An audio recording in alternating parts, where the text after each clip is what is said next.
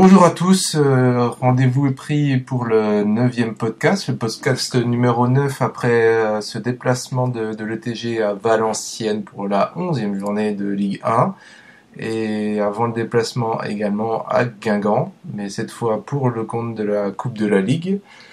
Ce soir, pas d'Alex, qui est en vacances, qui se repose tellement il podcaste violemment d'habitude. Donc, on retrouve les deux compères habituels, à savoir Arnaud. Bonsoir ou bonjour à tous, Arnaud, qu'on retrouve sur Twitter, @TeamETG. Et Fred. Salut tout le monde, Fred, whatsofans.net. Voilà, on va se débrouiller donc ce soir à 3. Ça sera quand même, j'en suis sûr, très très intéressant. Donc on va commencer par revenir sur ce match de Valenciennes à Valenciennes. C'est une victoire 1-0, un match qui n'a pas grand chose de différent par rapport à ce qu'on a pu voir ces dernières semaines, mais la grosse différence c'est qu'on revient avec 3 points, un seul petit but, mais le but qu'il faut. On va discuter de ce match. On va commencer par Arnaud.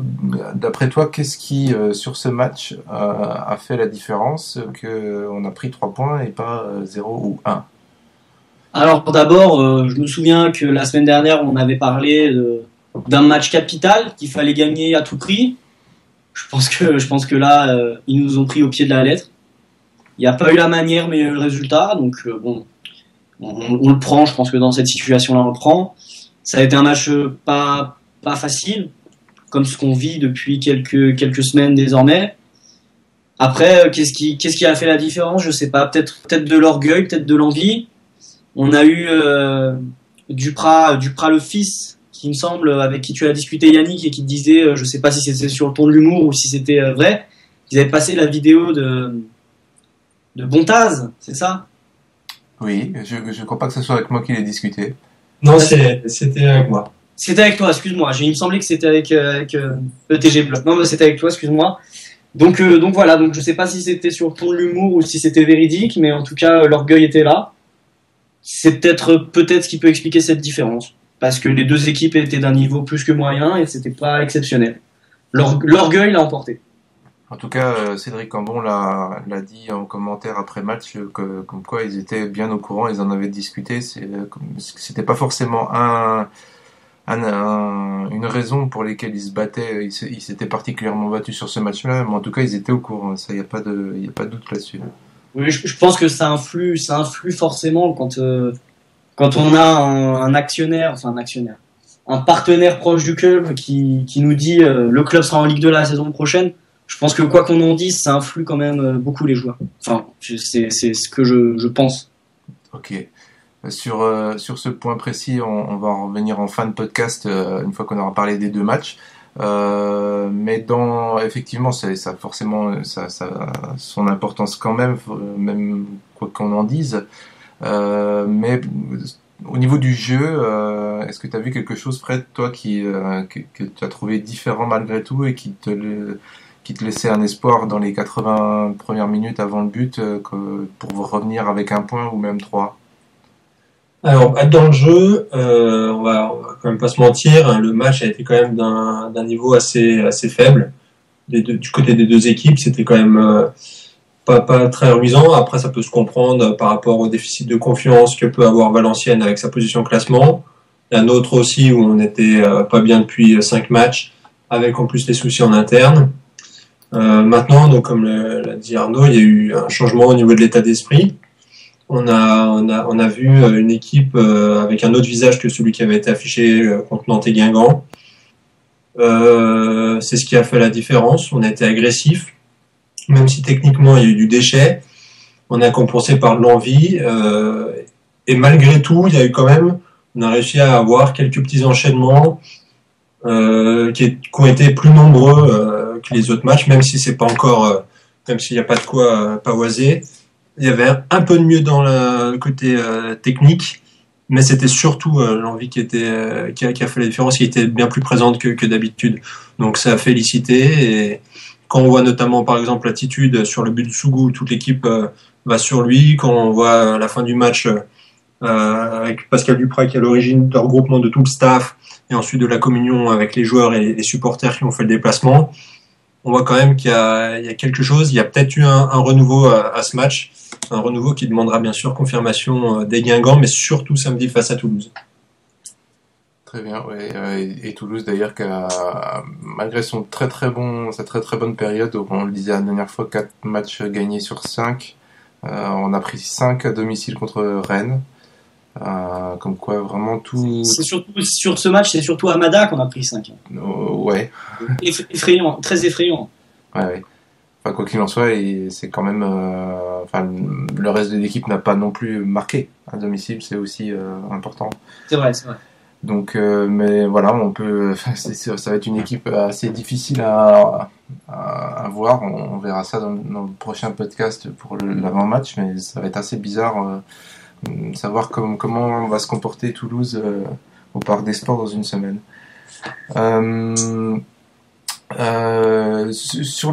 Toujours sur ce match-là, est-ce que la différence qu'on attendait tant d'ailleurs ne s'est pas faite sur le simple point de vue défensif tout simplement?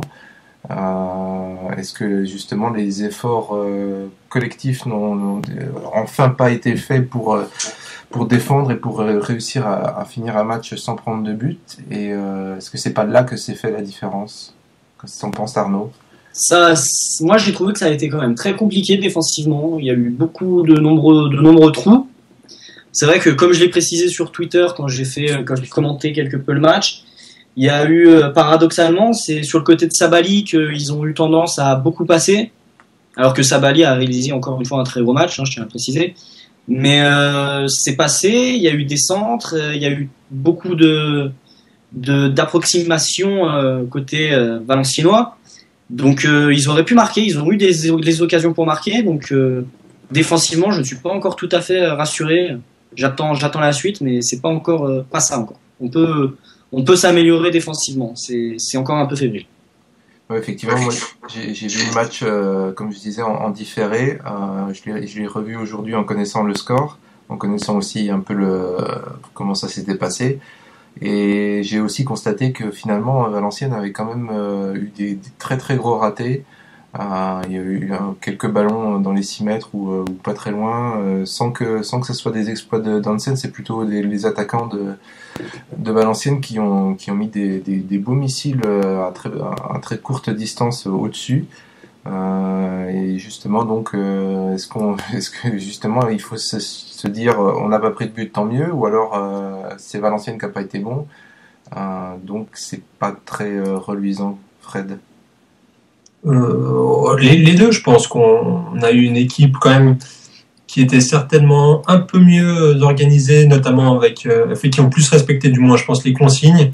Quelqu'un que je critique assez au niveau de ce positionnement, qui est Nicolas Benezet, j'ai trouvé, alors même si la vision d'un match via une télé n'est pas la même qu'au stade, mais il m'a semblé qu'il était beaucoup plus concerné par le repli défensif. Il a beaucoup travaillé dans notre moitié de terrain, donc de ce point de vue-là, c'est positif. Après, c'est sûr que Valenciennes a eu des opportunités qui ont été très mal négociées, même malgré tout, sur un match comme ça, je pense qu'il faut pas non plus trop, les choses se remettent petit à petit en place. Ça va prendre du temps, il faut pas être trop hâtif dans les jugements. Tout va revenir dans l'ordre avec la confiance qui sera de retour au fil des rencontres. Ok, on enchaîne sur les traditionnels top et flop. À commencer par Arnaud, puisque Alex n'est pas là. Alors le top, comme je l'ai dit tout à l'heure, Sabali qui reste sur sa lancée, très très bon match. Il est encore très jeune et je le trouve de plus en plus rassurant et de plus en plus bon, clairement. Je suis très agréablement surpris. C'est vrai qu'il partait avec un handicap en venant du Paris Saint-Germain, mais j'en suis très satisfait pour le moment. Donc c'est mon gros top. Après il y a un top collectif. Je pense que la grosse image, c'est comme Fred l'a dit, c'est sur le but de Sougou qu'on voit toute l'équipe se rassembler vraiment comme un seul homme. Ça mérite un top collectif. Et en flop, c'est compliqué. Il y a eu des joueurs un petit peu moins, mais j'ai pas vraiment envie de les accabler sur ce genre de match. Mais ouais, je préfère retenir le positif pour cette fois-ci. Fred? Ah ben, pour les flops, moi, j'en mettrais pas, parce que je pense que toute l'équipe a répondu présent, en fonction, voilà, même un Daniel Vaz qu'on trouvait fantomatique depuis quelques matchs, là, même s'il n'a pas été flamboyant, mais j'ai trouvé du mieux, plus concerné, qui a essayé un peu de se projeter à quelques reprises, donc là-dessus, il a l'air aussi d'avoir du mieux. En top, je dirais Eric Thierry pour son entrée. Il a eu une activité mais juste énorme. C'était impressionnant à voir un pressing pendant 90 minutes pour son premier match de la saison. Ça a permis à nos milieux de récupérer bon nombre de ballons. Donc un gros travail. Vraiment bravo pour sa perf. Sorlin, le métronome, hein, pour sa justesse dans le jeu, toujours présent, toujours bien placé, toujours voilà, faire la bonne passe, le bon décalage, le bon changement de côté. Et puis Sabali, comme disait Arnaud, toujours aussi généreux et plaisant à voir jouer. J'ai vu qu'un tweetos n'était absolument pas d'accord avec ton avis sur Thierry. Je sais que tu l'avais vu. Oui, ça a été signalé oui, par Hogan sur Twitter. Ouais, alors bon bah après peut-être que je peux avoir tort, hein, j'en sais rien, mais vu le match de Thierry, enfin pour moi il a juste eu un grand rôle à jouer au milieu de terrain et qui a permis de décharger beaucoup de travail à Sorlin et Cambon qui ont pu se focaliser un peu plus sur la première passe de relance. Donc pour moi, enfin je trouve que Thierry a eu un gros impact dans notre jeu. Après, à savoir si ce tweetos était réellement objectif ou non, mais c'est vrai que moi je suis plutôt de ton avis. Pardon. Ah oui, après je peux aussi peut-être ne pas voir des choses, mais enfin dans son activité, je l'ai trouvé vraiment assez impressionnant pour un premier match. Ok. Pour ma part, effectivement sur Thierry, en tout cas s'il y a quelque chose à retenir, faut pas oublier qu'il revient ça faisait très très longtemps qu'il n'avait pas joué et en plus titulaire c'est encore pire. Un peu balancé dans tous les sens pendant l'intersaison, tu t'en vas pas, enfin voilà, donc c'était assez compliqué je pense à gérer pour lui. Et en tout cas pour un mec qui revient depuis super longtemps et qui effectivement a eu des problèmes cette intersaison, il a fait son match, il était au niveau en tout cas. Et ce qui est pas donné à tout le monde parce que on l'a vu les mecs qui reviennent petit à petit, ils ont toujours un petit temps de réadaptation et qui est pas évident. On a vu le Cambon la dernière fois qui avait un peu des difficultés par exemple. Lui, il a été tout de suite dedans, quoi. Enfin, après, c'est toujours pareil, c'est pas l'adversaire joue aussi, mais voilà, c'était assez agréable de voir que il était présent et qu'il allait continuer à faire pression pour sa place au milieu. Moi, je reviens aussi sur Daniel Vaz, qu'on a effectivement pas mal critiqué pour son placement, pour son implication défensive. J'ai bien observé justement, comme je savais qu'on n'avait pas pris de but, j'ai bien observé ce qui allait se passer sur les côtés. Et effectivement, j'ai trouvé que Daniel Vaz était plus sérieux, plus appliqué par rapport à son placement et il se replaçait beaucoup plus vers ses centraux pour éviter encore une fois comme on avait identifié un peu son problème d'être pris dans le dos, il se replaçait vers ses centraux pour éviter justement ça et de repiquer, enfin de désaxer ensuite pour aller sur l'ailier. Donc ça a été pas mal efficace. On a vu la démonstration sur un ballon qui arrive et il garde bien les yeux sur le ballon pour pas se faire prendre par les dribbles de Buyback et il parvient à contrer. Donc c'était l'illustration vraiment de son match. Voilà, pour le reste, ça effectivement ça reste classique pour les autres, relativement voilà, sérieux sans être flamboyant. On a retrouvé aussi les vertus, on a beau dire Cédric Barbosa qui fait son match et qui apporte au niveau de l'envie. On l'a pas spécialement vu techniquement, mais donc il était là quoi. Et, enfin voilà, il a apporté toujours sa touche et son envie et c'est peut-être le genre de choses, même s'il apportait pas dans le jeu directement, il est présent et l'orgueil est plus prononcé quand il est là que quand il est absent. Voilà pour ma part, pour les top et flop. Effectivement, pas spécialement de flop à signaler. Ouais, Non plus. Enchaînons par la petite question du débat qu'on a commencé à aborder, savoir c'est effectivement une victoire contre la Lanterne Rouge dans les difficultés sans trop de jeu, donc comment faut-il le percevoir, savoir si c'est encourageant parce qu'il y a de l'orgueil, parce qu'il y a qu'il y a mine de rien la victoire au bout. Sougou qui a pas douté, ce genre de choses qui au final après quelques ratés a quand même marqué le but décisif, ou justement est-ce que c'est inquiétant dans le contenu étant donné qu'on jouait contre une des équipes les plus faibles, voilà, est-ce que quel est selon vous le point de vue? Est-ce qu'il faut le voir positivement ou un peu négativement, ou en tout cas dans le genre on n'est pas encore tout à fait, on n'est pas franchement sorti de l'auberge? Arnaud? Je vais me répéter, mais c'est vrai qu'on avait exigé une victoire, peu importe le contenu. Je pense que le contenu a pas vraiment été là. C'était pas le grand match, un grand match. Il y avait du mieux, c'est sûr et certain. On peut pas le nier, mais c'était loin d'être un très gros match. Donc voilà, donc la victoire est là, c'est le plus important. Après, j'irai pas jusqu'à dire que le contenu est inquiétant, mais il est encore loin du niveau qu'on peut espérer de cette équipe et de ses joueurs surtout. Mais voilà, je crache pas dans la soupe et je suis très satisfait de ce résultat. Alors Fred, donc on était sur le troisième point. Je vois que tu reviens. À savoir si t'as trouvé que c'était plutôt encourageant dans le sens où il y avait quand même la victoire au bout et qu'il y a des signes positifs, ou alors que c'est inquiétant parce que l'adversaire n'était pas forcément très très très très fort et que donc se mettre au niveau de la Lanterne Rouge et de gagner très difficilement était plutôt inquiétant. Non, je pense qu'au vu de la situation actuelle, on sait que pour le beau jeu, il va falloir patienter. Le principal, et c'était ce à quoi j'attendais avant ce match, était question de l'état d'esprit. Et celui-là était au rendez-vous donc à Valenciennes. Et je pense que c'est là-dessus ça va nous permettre de repartir sur des bonnes bases.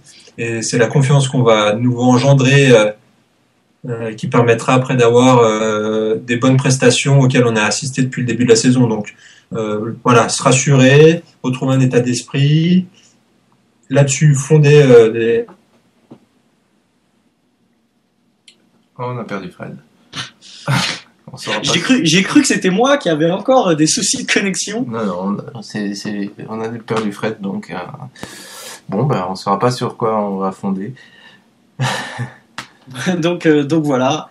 Que est ton avis à toi, Yannick, sur ce match? Est-ce une victoire encourageante ou un contenu plutôt inquiétant? Je dirais que c'est un peu des deux. C'est un peu comme on dit, la réponse normande ou n'importe quoi. C'est effectivement un peu des deux. Effectivement, dans le sens où voilà, c'est une victoire parce que finalement on a réussi quand même à aller se transcender, faire le petit plus qu'il fallait, même si ça tient vraiment pas grand chose dans le sens où effectivement Valenciennes en a quand même raté quelques-unes et que effectivement ils sont pas spécialement très forts, mais quoique parce que finalement aussi on avait trouvé que Guingamp était pas fabuleux et que finalement ils sont dans le top 5 maintenant, donc voilà. Mais alors, effectivement c'est voilà, c'est à la fois encourageant et inquiétant. Fred est revenu. Oui, je sais pas, désolé encore, c'est une fille qui s'amuse à jouer à cache-cache. Je sais pas où est-ce que j'ai été coupé, je m'en suis pas rendu compte tout de suite. On était là, Yannick nous exposait son point de vue et puis on reprendra après sur ce que tu disais. Ouais, non, il n'y a pas de souci. Vas-y, enchaîne. Moi, je pense que j'ai aussi fait le tour. Tu disais que ça permettait de fonder quelque chose. Oui, tout à fait. Je pense que cet état d'esprit, ça peut permettre de bâtir quelque chose là-dessus. On a retrouvé des vertus, des valeurs sur ce match. J'espère que c'est pas juste un soubresaut, ça va être quelque chose qui va amener confirmation dans d'autres rencontres. Mais c'est vrai qu'une fois qu'on aura retrouvé cet état d'esprit, ça va nous permettre de repartir sur des bonnes bases et de prétendre à retrouver des prestations de qualité comme on a pu assister en début de saison. Donc il faudra un peu de temps, ça va venir progressivement, mais si on a déjà ce socle de l'état d'esprit, on a déjà la base nécessaire pour repartir de bon pied. Ok, ouais, donc on est relativement d'accord là-dessus. On va faire un petit tour sur le match de Coupe de la Ligue. Je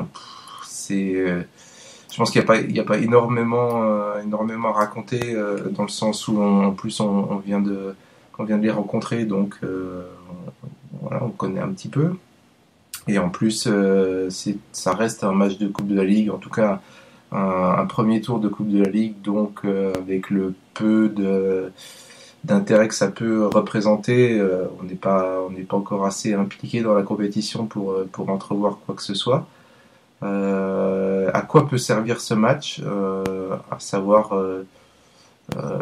surfer sur la tendance sur cette victoire à Valenciennes, et justement gagner encore plus de la confiance pour le match de samedi contre Toulouse, ou alors au contraire avec 3 matchs en 7 jours, en une semaine, faire tourner pour essayer de donner du temps de jeu, pour essayer de varier, pour essayer de voir d'autres choses. Arnaud? Je pense que faire tourner, c'est pas réellement nécessaire. Faut garder une colonne vertébrale quand même, parce que pour moi, la Coupe de la Ligue, c'est pas une coupe négligeable.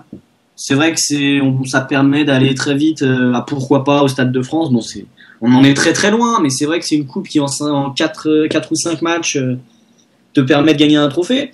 Donc c'est jamais une coupe non négligeable. Il faut bien évidemment faire tourner 1 ou 2 joueurs, mais surtout garder cette colonne vertébrale, la colonne vertébrale qu'on a eue face à Valenciennes, c'est-à-dire les défenseurs centraux, les deux milieux défensifs et éventuellement aussi devant. Mais il ne faut pas prendre ce match à la légère. C'est un adversaire qu'on retrouve 2 semaines après les avoir affrontés en Ligue 1 chez nous, où on a eu une belle désillusion. Je pense qu'on est tous d'accord là-dessus. Donc c'est pas un match à prendre à la légère, c'est un match à prendre avec sérieux. Pourquoi pas envisager de enfin jouer un match de Coupe de la Ligue à domicile. Oui. Parce que c'est le gros point noir de cette coupe. Il me semble pas du tout qu'on ait eu un match à domicile de Coupe de la Ligue, si je dis pas de bêtises. Non, jamais. Jamais, voilà.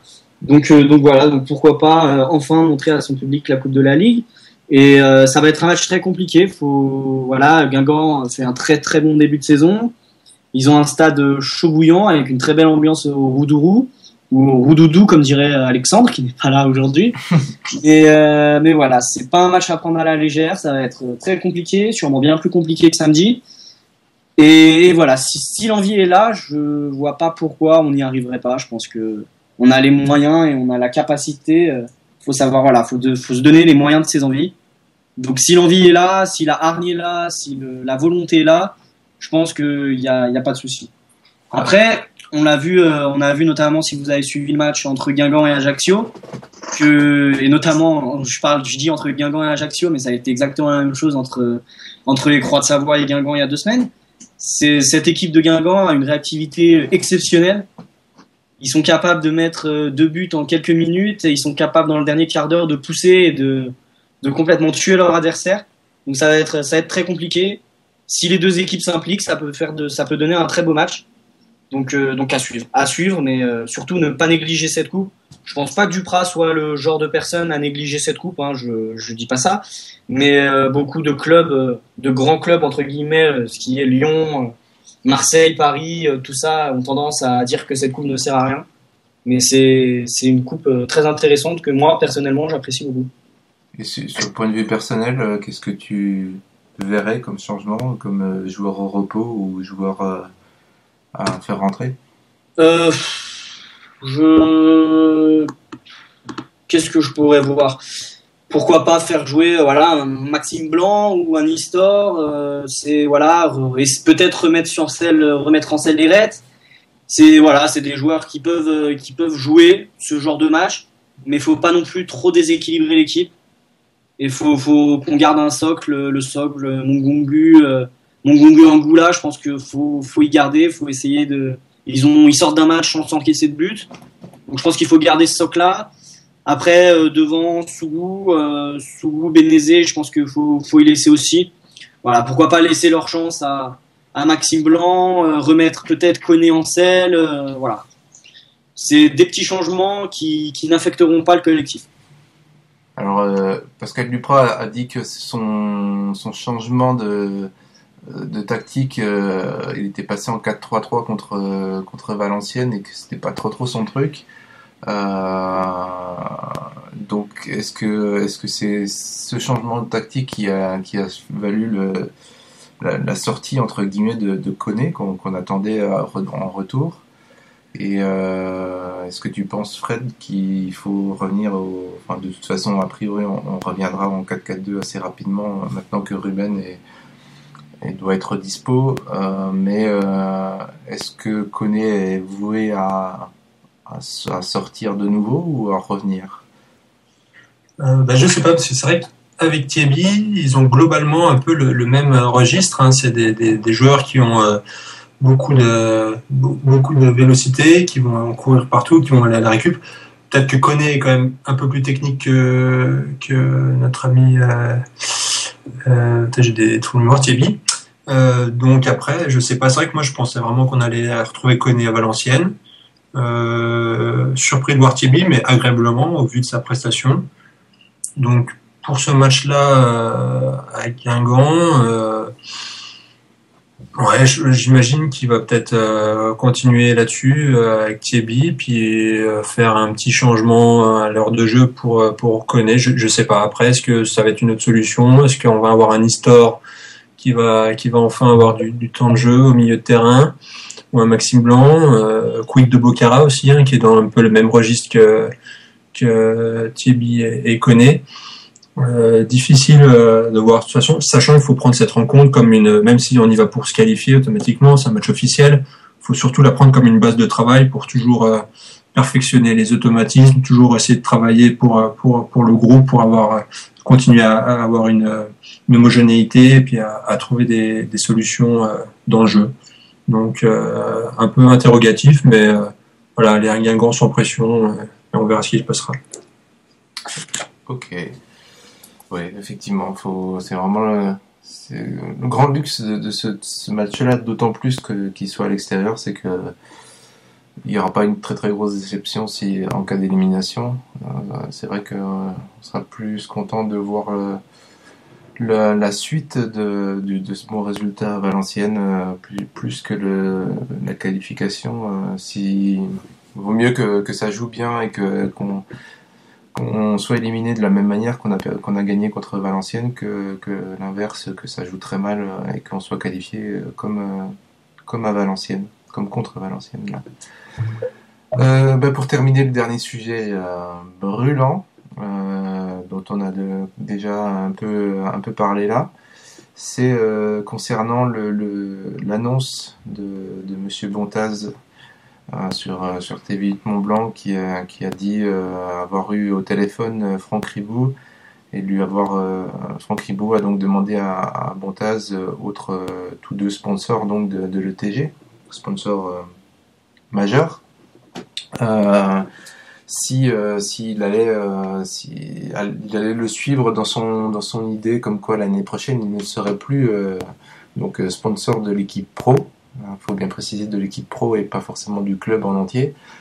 Et donc Bontaz a déjà annoncé a répondu oui. Donc en gros on a compris que ces deux sponsors qui se disent supporters parce que régionaux, en tout cas départementaux, ne seront plus là l'année prochaine. Alors, quand on avait déjà entendu un peu parler de ça, alors quand il a annoncé cette nouvelle, j'aurais voulu savoir, est-ce que vous avez été plutôt inquiet, plutôt heureux ou plutôt surpris? Alors, surpris, il y a moins de chance, mais quelle était votre réaction première? Fred, peut-être commence.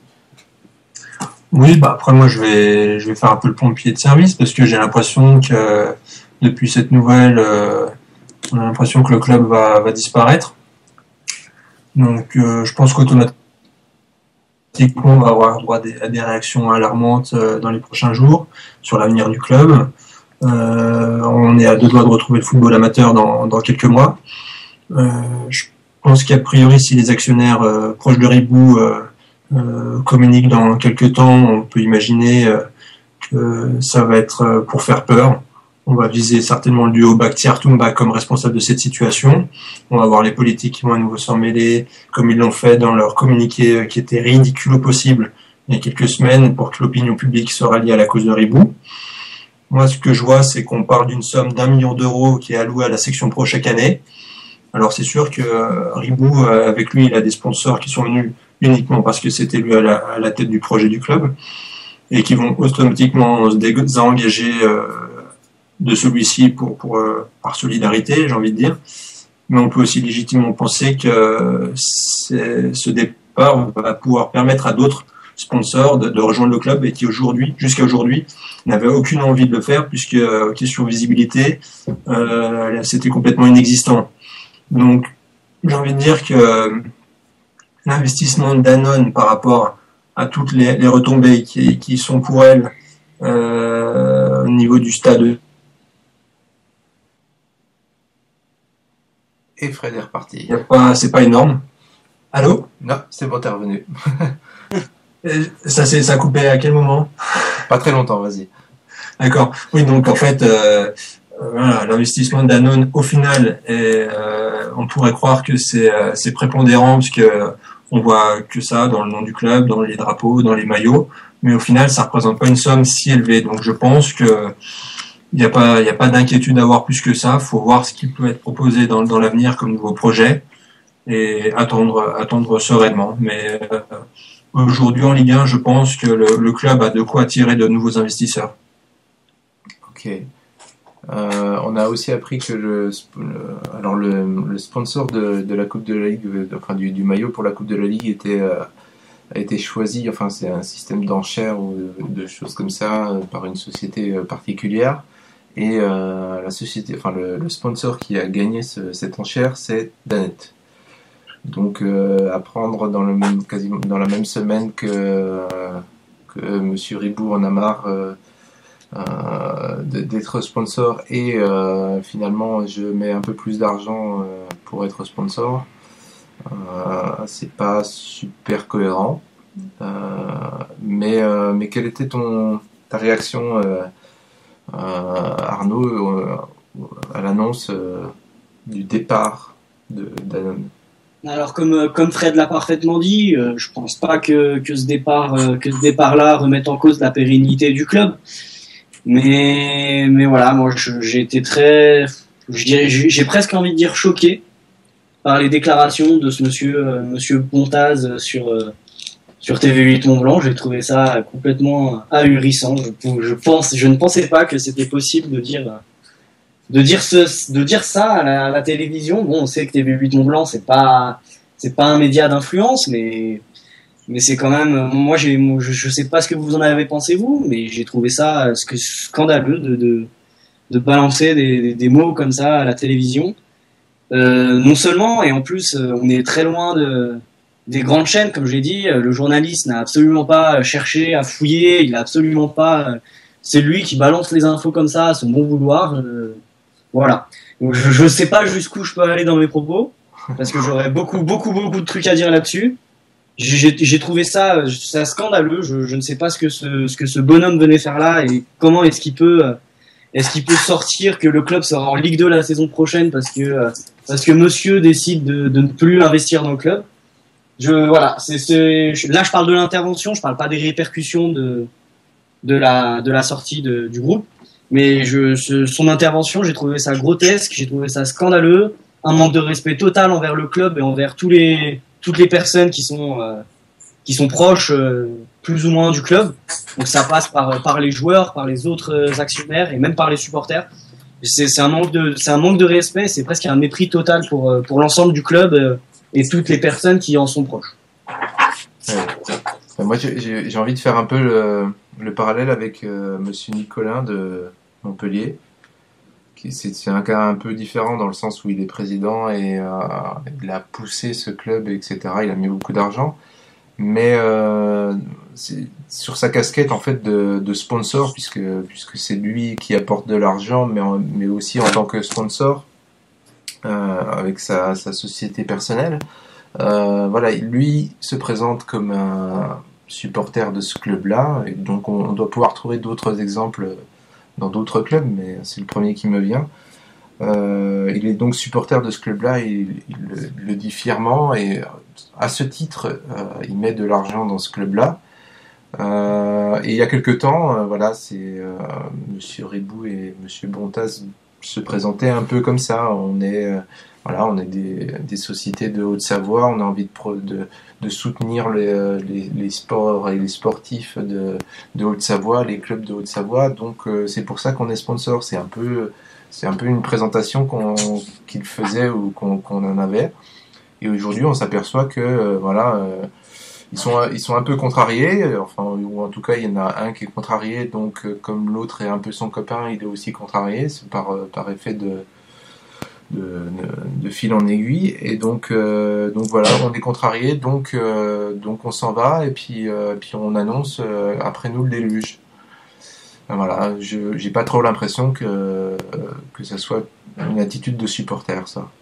Donc c'est un peu ce qui me dérange vraiment, quoi. Alors soit on est une société, une entreprise qui veut utiliser un club pour faire du sponsoring, pour faire de la publicité, etc. C'est louable, c'est normal, ça fait partie de l'économie du sport professionnel. Mais se présenter d'un côté comme supporter et puis faire un coup de simple entreprise non affiliée, après, bon, j'ai trouvé ça très très moyen. Et d'ailleurs, les réactions, je sais pas si c'est un très bon calcul parce que les réactions sont vraiment très très très très négatives par rapport à cette intervention, dans le sens où voilà, il n'est pas du tout pris au sérieux, il n'est pas du tout respecté pour sa prise de parole, pas pour le fait qu'il se retire du projet, mais pour le simple fait que voilà, sa petite phrase de l'année prochaine le TG sera en Ligue 2, ouais, c'est très moyen, très mal perçu. Après, je pense que là-dessus, bon, ce monsieur-là est donc arrivé au club en tant que sponsor il y a quoi, 2-3 mois. Ils vont repartir dans 5-6 mois. Je pense qu'il n'y a pas beaucoup d'importance à accorder à ce genre de personnes. Et surtout, quand on se targue d'être supporter, je pense que bon, c'est facile de se le dire quand on a un club en Ligue 1. Après, il ne faut pas non plus oublier que dans ce contexte-là, c'est pas impossible qu'il y ait des missions téléguidées pour un peu mettre la pression pareil, sur cette opinion publique, sur les politiques. Sur tous ces élus qui dire que Danone se retire du club, que beaucoup de sponsors vont partir, pour un peu toujours dans le même esprit que dans quelques temps il va y avoir une assemblée générale, et c'est certainement pour essayer de mettre de la pression sur les actionnaires qui ne veulent pas la rentrée de nouveaux actionnaires dans les conditions auxquelles c'est proposé. Et donc c'est simplement aussi peut-être des sorties médiatiques pour mettre la pression. Faut pas peut-être y accorder beaucoup plus d'importance que ça en tant que tel. Voilà. Après, sur ces déclarations, on est tous d'accord pour dire qu'elles ont été complètement ridicules et contre-productives certainement. Mais justement, c'est ça le plus amusant, c'est que si effectivement c'est totalement voulu et totalement calculé pour mettre la pression sur l'opinion publique et donc par effet de levier sur les élus et les choses comme ça et les autres sponsors, je crois que c'est vraiment complètement l'inverse qui est en train de se passer. C'est que les gens n'ont pas, enfin, ils vont pas forcément, enfin, déjà il y en a pas mal qui vont a priori n'en avoir rien à faire de ce qu'il a raconté, puisque bon, ils comprennent pas. Il faut déjà vraiment s'intéresser au problème pour pouvoir comprendre la problématique. Alors c'est pour ça déjà c'est pas un bon calcul, mais en plus pour ceux qui la comprennent la problématique, à mon avis c'est pas une bonne idée parce qu'ils vont se mettre justement l'opinion à dos, ils vont renforcer justement les actionnaires principaux, ce qui finalement sera peut-être une bonne chose. Alors, pas forcément, puisque toutes les personnes, donc nous, on est supporters, on est vraiment suit au quotidien le club, donc on voit un peu aussi via les forums, les réseaux sociaux, on comprend un peu ce qui se passe en interne. Mais pour la personne qui suit de loin, pour lui, pour cette personne-là, voilà, Ribou est là avec son projet de développement, projet sociétal, donc automatiquement, c'est les bonnes personnes. Et de commencer à se dire bah voilà, nous on va se retirer parce que il y a d'autres personnes qui veulent pas que le club se développe, on va rentrer des nouveaux actionnaires, ils veulent qu'il y ait clairement une étiquette de bon, une étiquette de méchant, et pour justement cette opinion publique qui elle n'est pas forcément au courant de tout ce qui se passe au sein du club. Ok. Des petites questions pour terminer sur ce sujet-là. Avec des réponses courtes. Est-ce qu'à votre avis, puisque les réponses courtes parce que c'est vraiment une vision à au moins 6 mois, donc difficile de se justifier. Est-ce qu'à votre avis, si cette nouvelle se confirmait que Danone se désengageait et que Bontas se désengageait avec peut-être d'autres entreprises affiliées ou proches, est-ce que d'après vous, le TG est capable d'attirer d'autres partenaires pour compenser le manque au niveau du budget? Ce que tu veux nous faire dire, c'est est-ce qu'on peut avoir des gros budgets comme ou des gros actionnaires comme peuvent en avoir le Paris Saint-Germain et Monaco, clairement. Non, non, pas vraiment. C'est en fait finalement vu de l'extérieur, vu en surface, la première inquiétude qui peut arriver, c'est se dire quand on sait pas aussi que l'engagement de Danone n'est finalement que d'1 million sur la section pro, ce qui est pas forcément énorme. La question c'est plutôt comme ces gens s'inquiètent justement qu'il va y avoir un manque à gagner au niveau de budget, donc on sait que ça guide pas mal de choses. Ça peut guider le stade, ça peut guider les transferts, ça peut guider ça peut guider beaucoup de choses qui impactent sur le sportif. Est-ce que ce manque à gagner peut être à votre avis compensé par d'autres sponsors, peut-être locaux? Il y a déjà c'est pas local, mais Veolia qui a été cité. Est-ce que le TG peut se sortir un peu de ce carcan de Danone local, du tissu local, pour essayer de contacter d'autres partenaires? Ah bah oui, dans ce cas-là, oui, clairement. Je pense que c'est pas le fait que Danone se retire du club qui va, comme je l'ai dit tout à l'heure, engager la pérennité du club. Je pense que beaucoup d'autres actionnaires peuvent être intéressés par le projet. Après, tout dépend des actionnaires. Comme j'ai dit, c'est sûr qu'il faut pas s'attendre à voir arriver les Qataris ou les Russes plein aux as arriver au club. Mais c'est évident que d'autres entreprises, qu'elles soient locales ou non, mais seront intéressées par le projet. Ça me semble évident. Fred, du même avis? Oui, après, sans parler de gros investisseurs, d'ailleurs, je pense que ça ne serait pas forcément souhaitable pour un club comme le nôtre, puisqu'on n'a pas de marque derrière, on n'est pas une institution, donc on serait certainement mis en danger et trop dépendant de ce genre d'investisseurs. Après, là, on parle d'une somme qui est en gros d'1 million d'euros. Allez, on va dire, s'il y a 2-3 sponsors qui suivent avec, on doit être entre 1 million et 1,5 million, à peu près. Qu'est-ce que c'est 1,5 million pour un club de football professionnel en Ligue 1? C'est peanuts. C'est rien. Ça peut être 1 ou 2 places de différence à un classement avec des droits télé qui sont plus élevés. Ça peut être un transfert bien négocié. Ça peut être, je sais pas, ça peut être aussi une bonne partie d'un salaire d'un président sur une année.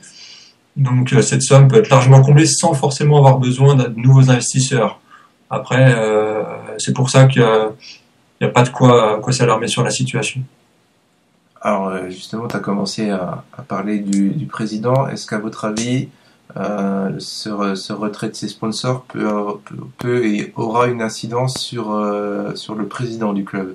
C'est-à-dire, est-ce qu'on aurait Patrick Trintignant qui partirait, quoi, d'une manière ou d'une autre? Ah bah clairement, je pense que ça c'est... Moi je me pose même déjà la question de savoir est-ce qu'il peut finir la saison. Vu comme c'est la situation, vu le degré de tension qu'il peut y avoir entre des actionnaires et l'opacité voulu par le président sur des dossiers. A priori, de ce qu'on peut lire dans la presse, en cas de retrait Verret de Franck Ribou, c'est évident que Patrick Trottignon partira avec lui, c'est évident. Arnaud? Ah bah oui, non, mais clairement, c'est l'un va avec l'autre. C'est évident que si Ribou venait à partir, Trottignon le suivrait. C'est impossible d'imaginer autrement. Alors, autre conséquence la plus sportive, est-ce que, à votre avis, ce changement peut avoir des conséquences sur le contrat de Pascal Duprat? Renouvelé ou pas? Alors ça, à mon avis, tout se décidera sur la fin de saison, sauf s'il y a un cataclysme, et que les résultats deviennent catastrophiques et qui amènerait une légitimité du coup à une prise de décision de Trottignon de changer d'entraîneur.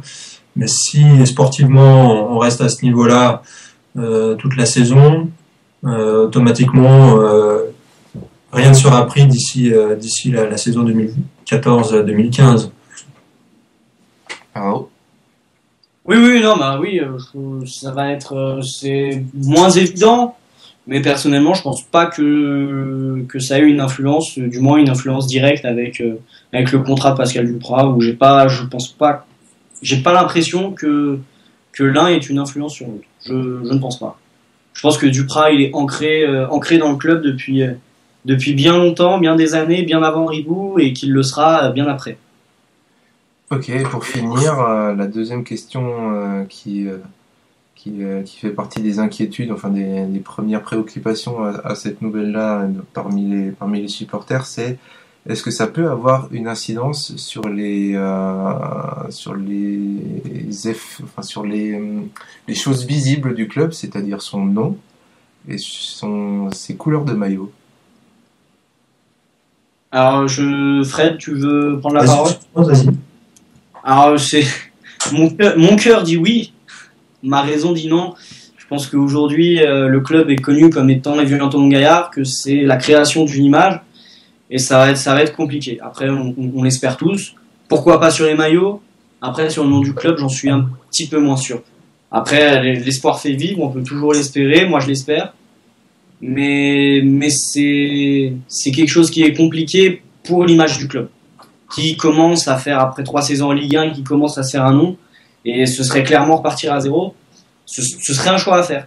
Ce serait peut-être pas le choix le plus évident à faire, mais c'est un choix qui va, si les choses continuent ainsi, qui va forcément être posé sur la table. Après moi, j'espère le voir, mais c'est vrai que c'est compliqué à mettre en place. Ouais, moi je pense au contraire, je pense pas. Je pense que aujourd'hui, on est Vieux-Antoine-Gaillard, bon, on va pas se le cacher, on est Évian pour la grande majorité des Français et des médias.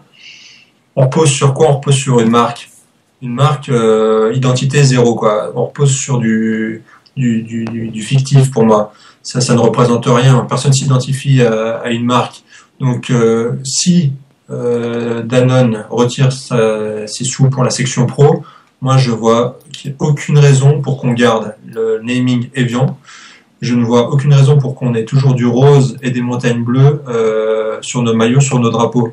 Donc si derrière les nouveaux dirigeants, les nouveaux actionnaires désirent repartir sur une identité forte, désirent repartir sur l'appellation Croix de Savoie avec une identité avec le rouge, le blanc de retour, ça peut permettre de repartir sur quelque chose de costaud qui n'amènera pas une transition. Ça se fera tout naturellement. Faut juste ne pas souhaiter retomber dans une marque. On va peut-être avoir Red Bull qui va venir postuler, on sait jamais. Mais si on repart sur quelque chose identitaire, historique au niveau lié au pays de Savoie, la transition se fera sans souci. Voilà, pour moi, il y a aucune raison que ça se passe mal. Après, moi, je pense qu'on est tous les supporters des Vieux-Antoine-Gaillard seront d'accord avec toi. C'est quelque chose qu'on aimerait tous revoir. Mais est-ce que t'as pas peur que justement l'image du club auprès du grand public, qui, comme tu l'as dit, est clairement Évian, la ville d'Évian, Est-ce que ce serait pas repartir à zéro et complètement effacer le peu de répercussions qu'on peut avoir sur le grand public? Je te parle vraiment en dehors des supporters du club, qui évidemment je pense que tous les supporters et toutes les personnes qui suivent le club connaissent son histoire et seraient favorables à un retour des croix de Savoie et des couleurs universelles, mais enfin des couleurs rouge et blanc. Mais après, est-ce que aux yeux du grand public, ce serait pas vraiment un redémarrage complet et repartir à zéro du peu d'images qu'on a déjà? Le grand public, dire on est raillé avec nos maillots depuis qu'on est arrivé sur la scène professionnelle. Dire le grand public, il aura son avis, à la limite qui a aucun impact sur le club, ça se fera, puis au bout de 2 mois, voilà, tout sera digéré. Et en plus, j'imagine avec un retour aux sources au niveau du maillot, au niveau du nom local, Pays de Savoie, je pense que l'impact sera d'autant plus important qu'une marque, et on aura vraiment, à mon avis, on gagnera en crédibilité, chose qu'aujourd'hui on n'a pas, puisqu'on est raillé pour cette bouteille d'eau. Très bien, tu m'as clairement expliqué et tu m'as clairement démontré ton point de vue. Merci. Après, ce n'est que le mien, c'est pas une vérité établie. Hein. Voilà, mais c'est mon ressenti en tout cas. Ah non, mais c'est une certitude. Hein. Moi, je suis clairement pour ce retour aux couleurs rouge et blanc et à un nom qui soit Croix de Savoie ou autre, mais qui évoque la région. Après c'est la seule crainte que j'avais, mais finalement tu m'as très bien expliqué, tu m'as très bien démontré que finalement on part de rien, on en a rien, donc on peut pas avoir moins que rien. Oui, moi j'ai un avis assez intermédiaire. Je pense que effectivement dans l'opinion publique, dans la connaissance, en France quoi, tout simplement. Effectivement, on est tellement jeune que on dire qu'on est ancré, que tout ça est ancré, ça me paraît un peu facile, un peu. Donc je pense que ça peut être assez facilement changeable. Dans le sens, voilà, on peut assez facilement changer et que ça va pas perturber plus que ça les gens, qui d'ailleurs pour la plupart s'en foutent pas mal. Donc je pense que c'est pas trop compliqué de changer. J'imagine bien un changement, j'imagine possible un changement de nom. Pas forcément un retour à Croix de Savoie, qui me paraît, quoi qu'on en pense, ça reste un nom de club assez étrange, dans le sens où les noms de clubs se rattachent toujours à des villes. Là, par contre, c'est assez troublant. On sait jamais trop où ça se trouve, etc. Donc voilà, pour ce point de vue-là, à la limite, je verrais presque juste un retrait du mot Évian, tout simplement s'appeler Thonon-Gaillard. Et par contre, je vois bien le rose rester, tout simplement parce que ça fait partie. Enfin, autant Évian Thonon-Gaillard, c'est pas spécialement une particularité très très significative, dans le sens où on a aussi FC Sochaux-Montbéliard, Dijon Côte d'Or, voilà, des choses, des noms comme ça, il y en a plein. Mais par contre, le rose me paraît être un élément significatif du club. Il y a beaucoup de gens qui, si tu leur demandes qui joue en rose en France, ils savent. Il n'y a pas de souci là-dessus. Alors effectivement, c'est pas forcément c'est toujours un rapport avec Danone, même s'il n'est pas évident. Justement parce qu'il n'est pas évident, ça me paraît être comme la couleur me paraît être originale. Ça pourrait être gardé parce que le club n'a pas vraiment de couleur en soi. Gaillard avait ses couleurs, Thonon avait ses couleurs, voilà, les Croix de Savoie ont eu plein de couleurs différentes, bleu, blanc, rouge, j'en passe. Et donc c'est pour ça au niveau de la couleur, il y a rien d'établi dans l'histoire. Et donc en cela, je verrais bien garder.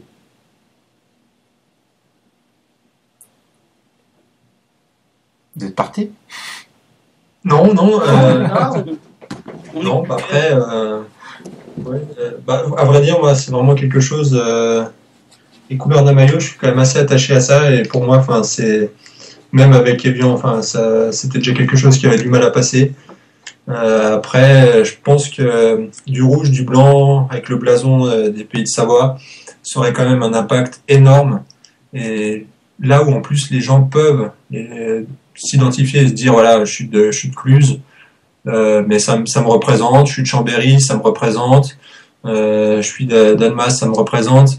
Voilà, d'avoir quelque chose qui puisse unir toute une région, pour moi, ça aurait vraiment l'impact. Ouais. C'est la grande question de national contre local, en fait. Lequel des deux gagnera sur ces deux aspects. Si c'est le national, effectivement, on ne change rien. Si c'est le local, on peut effectivement tourner vers du rouge et blanc et vers du retour à Croix-de-Savoie. Mais ça...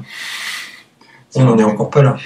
Non, on n'en est vraiment pas là et ça dépend sans doute beaucoup aussi des changements concrètement, quoi, parce qu'on parle d'un départ de Patrick Trottignon en cas de départ de Danone, mais ça veut dire qui remplace. Si c'est un président local, effectivement, on peut imaginer qu'il sera plus sensible à ce genre d'argument. Si c'est un président qui a une vision nationale, voire internationale, sans doute qu'il sera plus attaché à d'autres aspects. Voilà pour le débat sur ces changements dont on verra les premiers effets sans doute qu'au mois de décembre avec le conseil d'administration. Mais en attendant, on va suivre ça avec grand intérêt. Mine de rien, c'est quand même très amusant de voir qu'on a tous un point de vue différent sur cette question, on est tous plus ou moins en accord, mais on a quand même quelques petits points de divergence, et c'est plutôt sympathique de voir que c'est une question qui fait grand débat, même au sein des grands supporters. Enfin, sans vouloir non plus nous... Ah bah moi je fais 1m89, hein, donc ouais, on peut dire que je suis un grand supporter. C'est le propre en fait de l'histoire de ce club qui n'a pas d'histoire. Étant donné, comme je disais, les Croix-de-Savoie n'ont pas, quand on regarde historiquement, n'ont pas de couleur particulière en termes de nombre d'années passées. Et les anciens clubs, les couleurs ont été abandonnées. Donc c'est très difficile de se baser sur quoi que ce soit pour un club qui a changé de nom, qui a changé de couleur, qui a changé de tout, quoi. La couleur commune de Tournois de Gaillard, c'est le jaune. Donc après, est-ce qu'on repartirait sur du jaune avec une manche noire, une manche bleue? Si effectivement, c'est un argument qui se tient, puisque si on virait bien, il reste plus que Tournois et Gaillard. Et d'une manière cohérente, effectivement, ça se tient. Ok. Donc, de quoi s'amuser pour les graphistes en herbe pour créer des jeux de maillots. C'est clair. Est-ce que vous avez encore des points à aborder qui vous seraient venus pendant ce podcast? Moi, je pense qu'on a pas mal synthétisé tout ce qu'il y avait à dire. Ok. On a tenu quand même un bon moment sans l'intervention d'Alexandre, donc on n'est pas trop mal. 1 heure sans Alexandre, je vous imagine... avec Alexandre, ce que ça aurait été avec lui. Quand il entendra ça, il va être content. On le salue d'ailleurs, il est en ce moment même dans le Nord avec sa chérie, donc on lui passe le bonjour, qu'il nous revienne pas enrhumé. Oui. Et vivant, vu qu'il y a la tempête. Ah oui, en plus, ouais. C'est le plus important. Ouais. Ok, bon on va finir là-dessus. Alors, comme d'habitude, les présentations terminales pour ceux qui ont envie de suivre l'actualité de l'ETG au jour le jour sur les sites et sur les réseaux sociaux, à commencer par Arnaud. Alors Arnaud, qu'on retrouve sur Twitter @TeamETG. Et donc Fred. Et vous me retrouvez sur croix-de-savoie-fans.net.